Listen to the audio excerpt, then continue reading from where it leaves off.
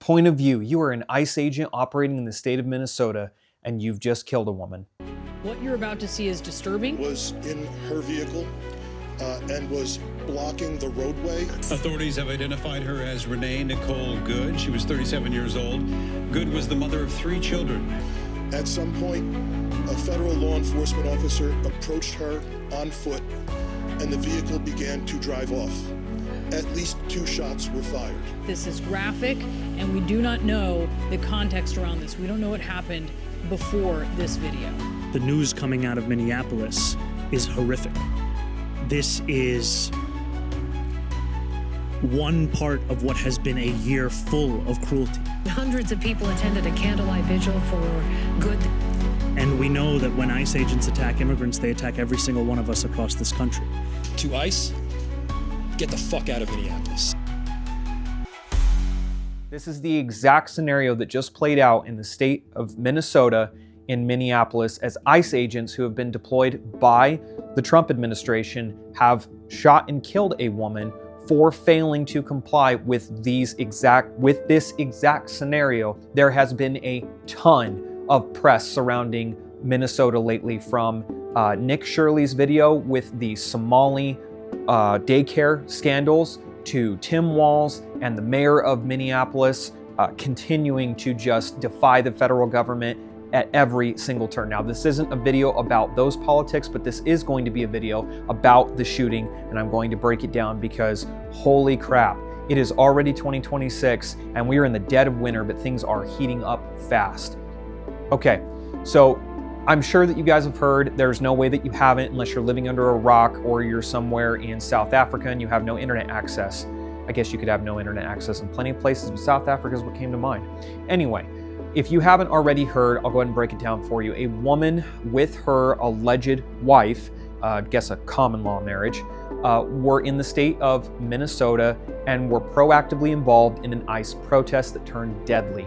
This woman defied 2 lawful orders, one to clear the roadway, which she was obstructing with her SUV, and she followed up with a second refusal to comply with ICE agents' commands to exit the vehicle. She then backed her vehicle up and attempted to allegedly ram the ICE agent. He then pulled his firearm and fired 3 rounds, killing the driver. This has exploded across the internet, and honestly, there is so much to break down. There have been so many things said about this, and honestly, this is probably just white noise, but I wanted to address a couple of really important topics that I feel are just, they need to be answered, especially from a guy like me who's in the zeitgeist of the gun universe, gun tube, if you will, as cringe as that sounds, because I feel like there is some things that are not being said by some of your more political pundits who don't necessarily have any information beyond what they're seeing on camera and the politics thereof. So let's go ahead and break it down. Are you guys feeling the buildup for that civil unrest, civil war, as some people keep talking about? I used to be a big proponent of that never being possible, but you know what? I'm starting to think that it is a lot more possible with all of what's been going on in Minnesota lately.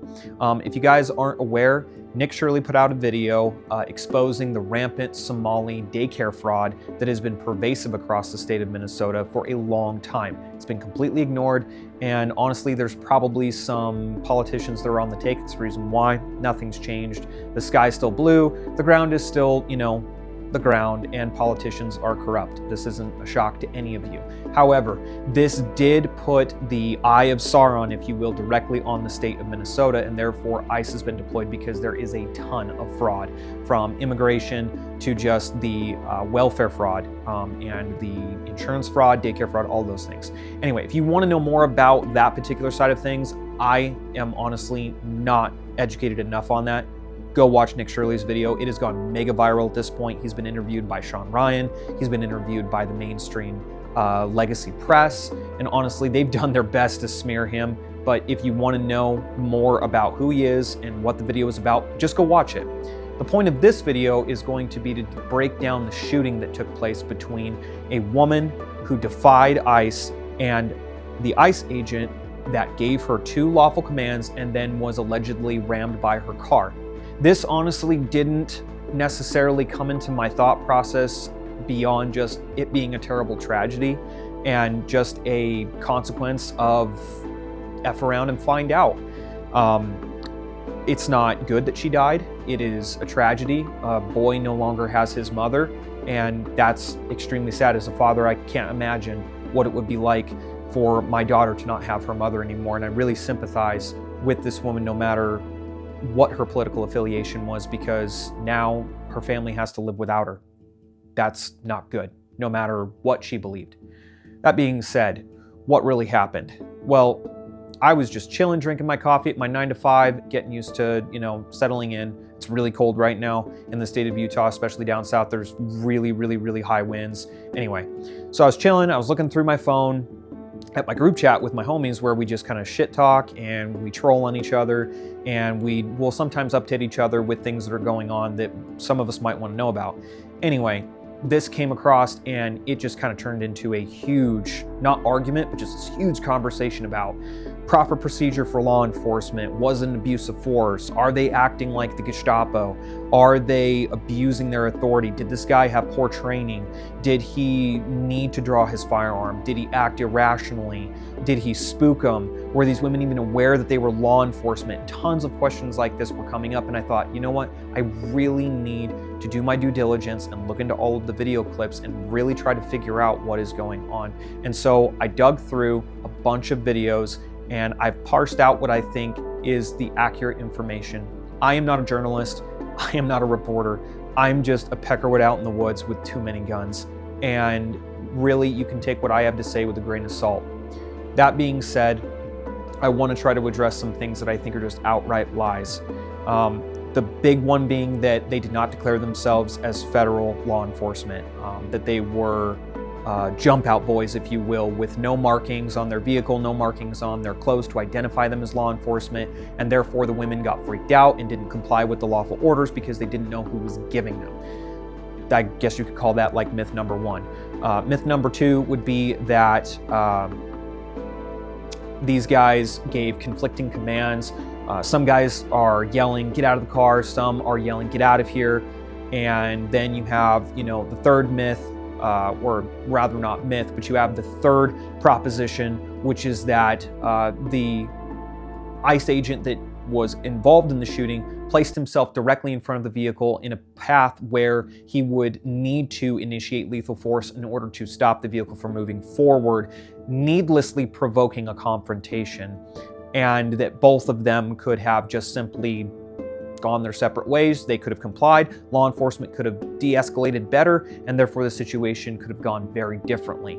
And point number four is going to be that there was an use of force, and a woman is now dead for nothing more than an ICE agent got freaked out and deployed his sidearm without attempting to de-escalate the situation. I've also heard that she was just simply trying to comply with the order and they shot her as she attempted to follow through with that because of poor training and just a jumpy attitude from the ICE agents. Well, in the words of the Minneapolis mayor, that being said, guys, there's like 3 really good videos that I want to present to you and break down just in a short, quick fashion, letting you view it, and then I'll give some commentary on it at the end of each video. So what we're going to do is we're going to give 3 perspectives, that the best ones that I could find on the internet, clips. One is from CNN, one is going to be from a media source that was posted by Tim Pool, and a third video source that was also posted by Tim Pool. Both of these he did not make himself, he just simply cited and sourced in one of his Culture War episodes, and I am going to reference and cite that here and now because I think that the analysis was very well done. And I'm going to go ahead and show them one at a time. Let's go ahead and start with the CNN clip. We'll run it, and then I will give my commentary after. Victim's SUV when he fired 3 shots at close range. Here's how events unfolded. Let's skip ahead to the first part of the shooting, actually. Then, federal vehicles start moving toward the maroon SUV, with sirens and lights blaring. A federal agent films the scene on his phone. The driver rolls forward slightly, turning left, then stops and waits for others to go ahead. Two agents exit this silver pickup and walk toward the vehicle. Moments later, shots are fired. Let's look at the scene again more closely. You hear him say, "Get out of the car." This is the agent who shoots the driver. He walks around the car filming and disappears from view. Other agents pull up and order the driver to exit her vehicle. Several times. One of them grabs at the door handle and reaches inside. The SUV reverses, then turns right, apparently attempting to leave. They are preloading the language, and they are really trying hard to gaslight normies, if you will, or just your general boomer audience, just people that are just watching, to give a very clear narrative that this woman tried to just drive away and that she was shot by an ICE agent who was standing just off to the left-hand side of the screen, his right, our left, and that he needlessly drew his firearm and fired 3 shots, killing her with no reason to do so, that she was just there as an innocent bystander who found themselves in the wrong place at the wrong time. We can really parse out some things. One, they are heavily loading the language with a lot of victimization for the woman. She was in the wrong place at the wrong time. She was not a protester that was organized. She was just there doing kind of a good Samaritan deed and tried her best to comply with their orders, got scared, and then tried to leave and then got killed because ICE are fascists. We'll go with that. I'll let you be the judge of what you think of that. Let's run the next clip.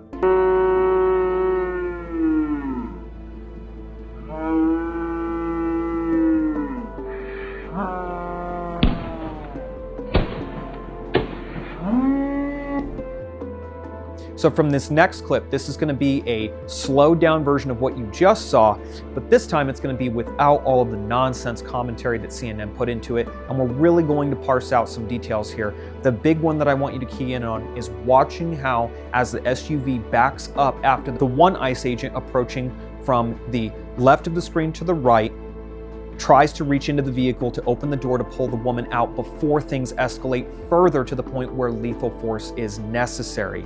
He is not able to do so because they are backing up aggressively, and then she puts it in drive, and this is very critical. You can watch the front tires on this Honda peel out and then stop as the traction control kicks in, and she is pedal to the metal and then cranks the wheel to the right as soon as the ICE agent that she puts her SUV in front of, as she backs up, he is now directly in front of her. That was not necessarily his intent. It just seems that he walks to his right, our left, as she backs up, placing them in perfect alignment. She then pulls forward aggressively, peeling out, and then as soon as he sees this, he starts to draw his firearm because he's deploying lethal force to match force with this vehicle, or with this woman who is now using her vehicle as a ramp. This is a very typical response from law enforcement. If you use your vehicle as a weapon, it qualifies as an escalation of force, and that's what he does.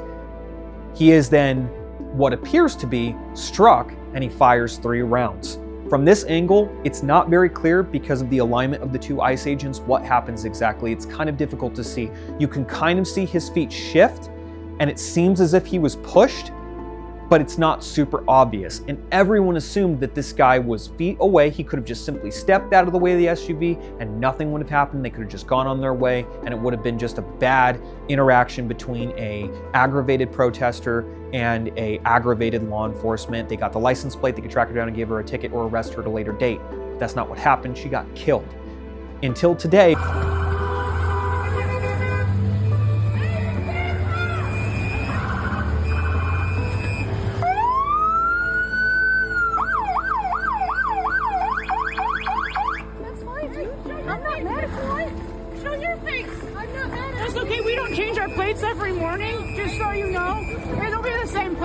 Talk to us later.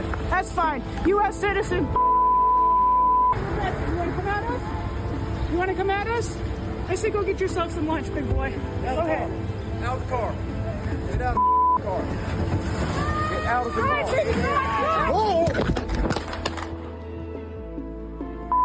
car. when the video camera footage from the other ICE agent that we saw previously in the CNN video walking around the vehicle as he takes a picture of the license plate.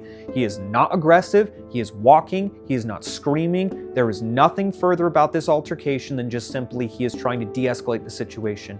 He goes around the vehicle, videoing everything, so he has documentation and he has the license plate for future reference because he's assuming that they're probably going to get away, that they're going to put it in drive and they're going to leave. He then gets to the front of the vehicle or off to the passenger side.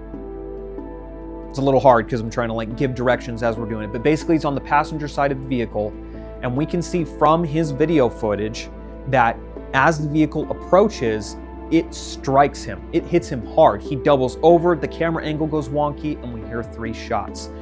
This clearly substantiates exactly what people have been saying from Kristi Noem to JD Vance to Donald Trump. And I'm gonna make a caveat and make a point here. I'm a MAGA guy, but you know what? Not everything that Trump says is right. And honestly, he got this one totally wrong. He said the ICE agent had been run over and was lucky to be alive. That's just not true.